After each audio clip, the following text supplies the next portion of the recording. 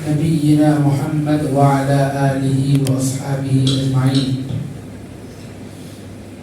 أما بعد، أعوذ بالله من الشيطان الرجيم. بسم الله الرحمن الرحيم. سورة فرقان مكية.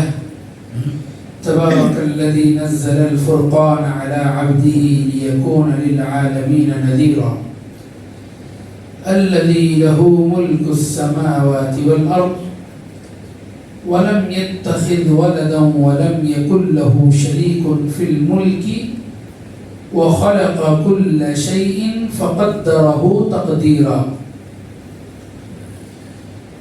سورة النور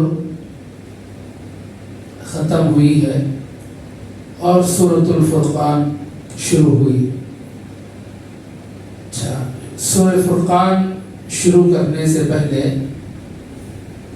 سورۃ النور کی کوئی تین اہم باتیں، تین اہم دروس اگر کوئی بتا سکتا ہے، جتنے ہم نے دروس سنے ہیں اس میں سے تین اہم اسباب، اہم باتیں، کیا حکم ہے سورۃ النور میں؟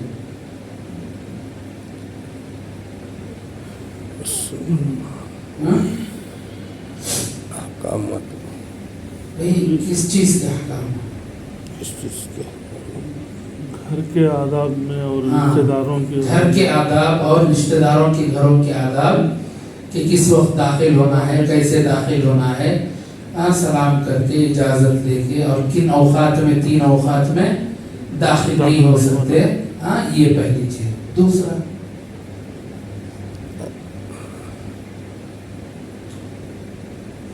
واقع افک، حضرت عائشہ رضی اللہ عنہا کے اوپر تہمت لگائی گئی.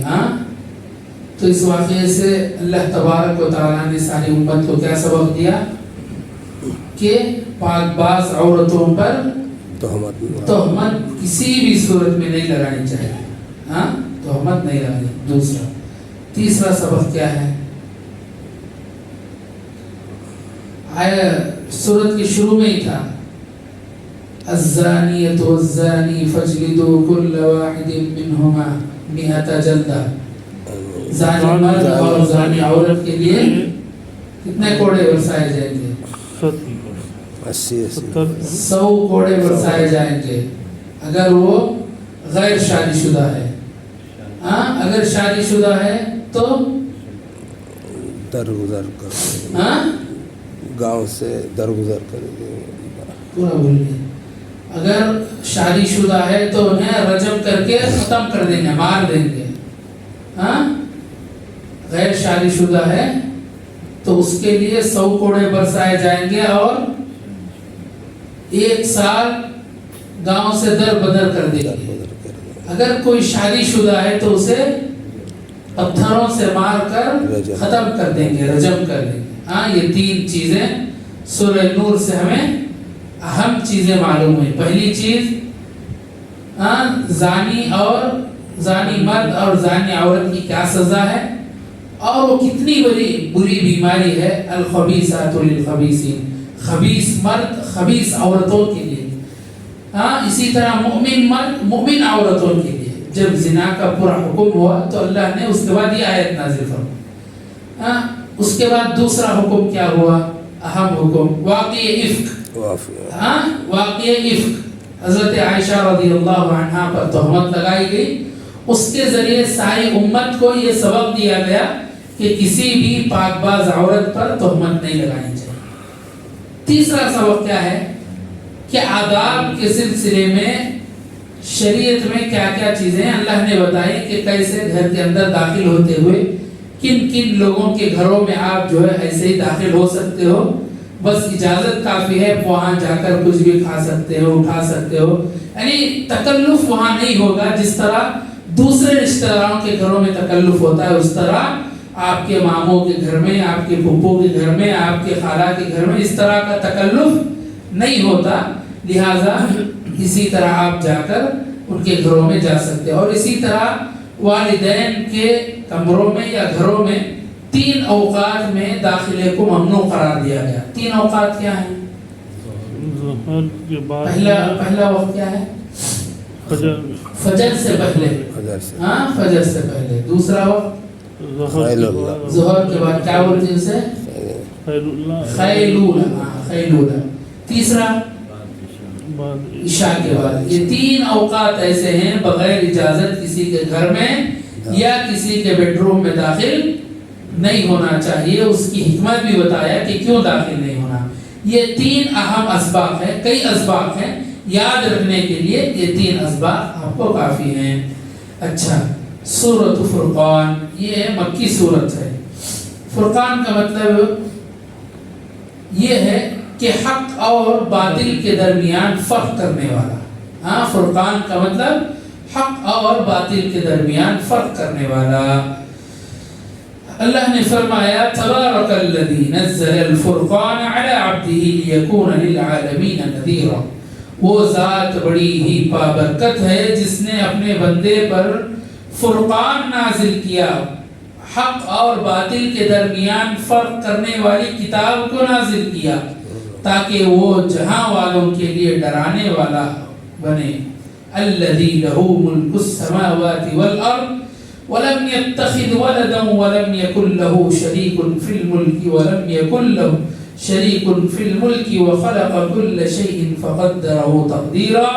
وہی ذات جس کے لیے آسمان اور زمین کی بادشاہی ہے اور اس نے اپنے لیے کوئی اولاد نہیں بنائی اور نہ بادشاہی میں اس کا کوئی شریک ہے, اور اس نے ہر چیز کو پیدا کیا پھر اس کا ٹھیک ٹھیک اندازہ کیا. اللہ تبارک و تعالی بہت بابرکت ہے. اللہ تبارک و تعالی نے اپنی ذات پاک کی تعریف کرتے ہوئے فرمایا کہ اس نے اپنے رسول اکرم صلی اللہ علیہ وسلم پر کیسا قرآن نازل کیا, ایسی کتاب نازل کی جو ہر لحاظ سے بہتر ہے. زبانی لحاظ سے بہتر ہے, سمجھنے کے لحاظ سے بہتر ہے.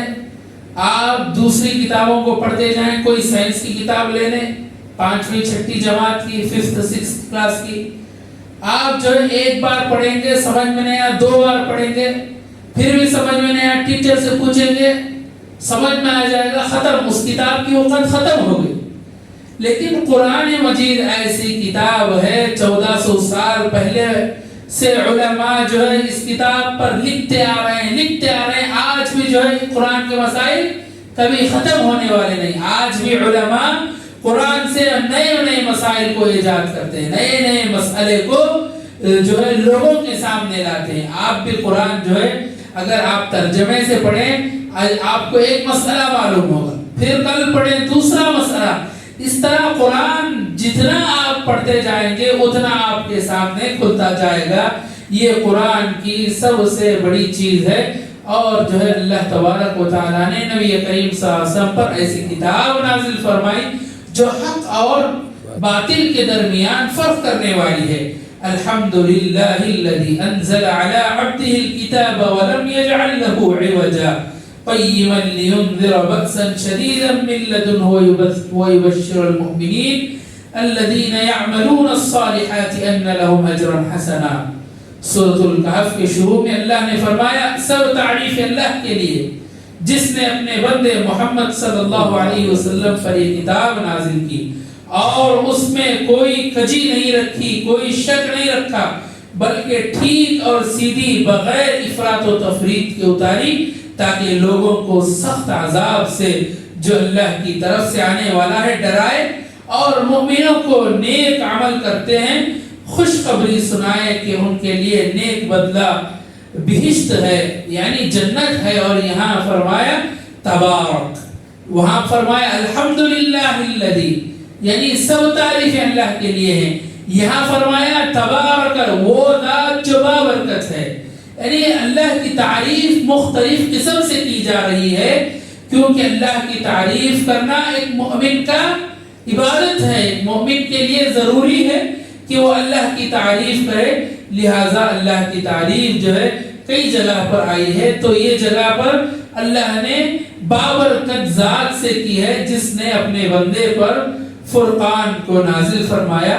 فرقان ایسی کتاب ہے جو ظلمات سے انسان کو نور کی طرف لے آتی ہے، اندھیروں سے انسان کو روشنی کی طرف لے آتی ہے، جاہلوں کو جو ہے عالم بنا دیتی ہے، امیوں کو جو ہے علم والا بنا دیتی ہے۔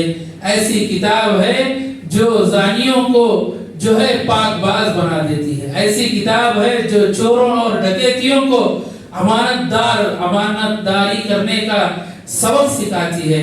یہ ایسی کتاب ہے جو تمہارے دلوں کی بیماریوں کو ختم کرتی ہے، یہ ایسی کتاب ہے جو تمہارے دماغ کی بیماریوں کو ختم کرتی ہے، یہ ایسی کتاب ہے جو تمہارے سر تا پا جو ہے تمہارے لیے بہترین ہے اور سب سے بہترین ہے۔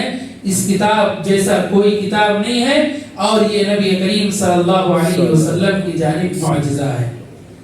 جب کفار نبی کریم صلی اللہ علیہ وسلم سے ظاہری معجزہ مانگتے، بڑے جاہل تھے کفار، حالانکہ زبان کا علم تھا، عربی ادب کو جانتے تھے، ان کا جیسا عربی جاننے والا نہ ان کے بعد پیدا ہوا نہ آج تک کوئی آیا، اس طرح عربی زبان وہ جانتے تھے، لیکن قرآن کے نازل ہونے کے بعد بھی وہ جاہل کیا کیے، اللہ تبارک و تعالی سے ظاہری معجزات کو مانگنے لگے۔ اے نبی، اگر آپ سچے ہیں، اگر ہم ایمان لانا چاہتے ہیں تو کیا کرو، معجزے لاؤ، معجزے ہمارے سامنے رکھو۔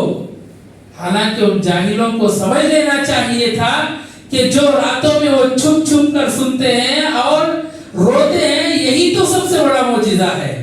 قرآن کو انہوں نے انکار تو کیا سامنے سے، لیکن بڑے بڑے کفار کے سرداروں کے تعلق سے آتا ہے کہ قرآن کو نبی کریم صلی اللہ علیہ وسلم جب پڑھتے تھے تو چھپ چھپ کر سنا کرتے تھے۔ حضرت ابو بکر رضی اللہ عنہ اپنے گھر کے صحن میں نماز پڑھتے زور زور سے، تو کفار کی عورتیں جمع ہو جاتی اور رونے لگتی۔ یہ قرآن کی تاثیر ہے، لیکن ان کفار کو یہ سمجھ میں نہیں آیا، جاہل تھے، لہذا انہوں نے ظاہری معجزے کی طرف گئے، حالانکہ ان کے سامنے قرآن جیسا معجزہ تھا۔ اللہ نے فرمایا کہ سارے انبیاء کو ظاہری معجزات دیے گئے کتابوں کے ساتھ، لیکن نبی کریم صلی اللہ علیہ وسلم کو جو سب سے بڑا معجزہ دیا گیا وہ قرآن کا معجزہ ہے، جو حق اور باطل کے درمیان فرق کرنے والا معجزہ ہے۔ لہذا اللہ کے نبی بندے ہیں علی عبدہ، اس سے یہ بات بھی معلوم ہوتی ہے کہ نبی بشر ہیں۔ عبد کا معنی کیا؟ بشر، بندہ، غلام۔ اللہ کے نبی بشر ہیں، بندے ہیں، اور اسی طرح کئی آیتوں میں ہم نے اس سے پہلے بیانات میں یہ بات ظاہر کر دی ہے کہ نبی کریم صلی اللہ علیہ وسلم کو نور گرداننا، یہ عقیدہ رکھنا کہ آپ صلی اللہ علیہ وسلم نور ہیں، یہ بالکل غلط عقیدہ ہے، یہ شرک کی طرف ہمارا عقیدہ لے جا سکتا ہے۔ لہٰذا آپ صلی اللہ علیہ وسلم اللہ کے بندے ہیں جن پر قرآن کو اتارا گیا، اور آپ صلی اللہ علیہ وسلم کو قرآن، آپ صلی اللہ علیہ وسلم پر قرآن کو اتارا گیا تاکہ لوگوں کو ڈرائیں۔ الذی لہ ملک السماوات والارض، اور زمین و آسمان کا مالک اور بادشاہ کون ہے؟ بادشاہی صرف اللہ کے لیے ہے۔ ولم یتخذ ولدا، اور اس نے اپنے لیے کوئی اولاد نہیں بنائی، اور نہ بادشاہی میں اس کا کوئی شریک ہے۔ یہ لوگ جو ہے اللہ پر تہمت باندھتے ہیں کہ اللہ کے علاوہ کہیں اور کو ہم کیا کرتے ہیں؟ شریک کر لیتے ہیں، تاکہ سب مل کر ہماری جو ہے بگڑی بنائیں، ہماری مصیبت میں کام آئیں، بارش لائیں۔ اسی طرح اولاد دینے والا کوئی اور ہے، مشکلیں دور کرنے والا کوئی اور ہے، دولت دینے والا کوئی اور ہے۔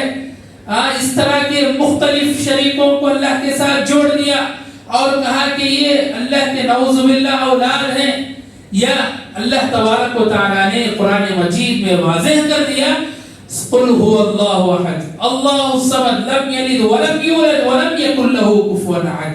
اے نبی آپ کہہ دیجئے، سارا توحید کا ذکر ہے، نہ اللہ کسی سے جنا گیا، نہ اللہ سے کوئی جنا، اللہ وحدہ لا شریک ہے۔